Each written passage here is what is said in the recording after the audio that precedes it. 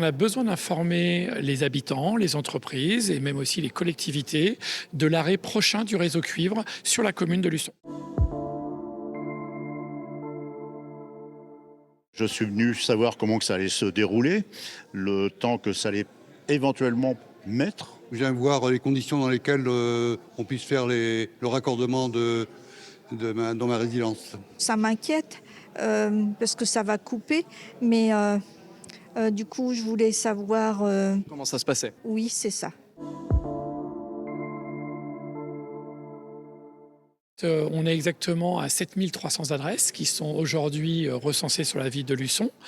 Beaucoup des habitants de Luçon sont aujourd'hui raccordés au réseau cuivre historique, ce qui leur permet de bénéficier du téléphone avec un numéro en 02, leur permet de bénéficier d'Internet, de la TV très haute définition.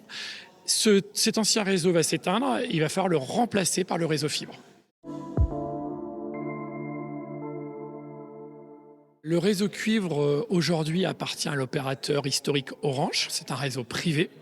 Ce réseau historique aujourd'hui est devenu obsolète. Il a été construit dans les années 50 par nos grands-parents. Il a fait son temps, il nous a permis d'avoir le téléphone, Internet. Mais aujourd'hui, face aux nouveaux usages des habitants qui utilisent Internet de manière beaucoup plus avancée qu'il y a 10 ans, on a besoin d'avoir un réseau de nouvelle génération qui permet d'avoir du très haut débit. Le problème du réseau cuivre historique aujourd'hui, c'est que, il ne propose pas de très haut débit. Il est limité à des connexions qui vont de 10 à 20 mégas dans le meilleur des cas.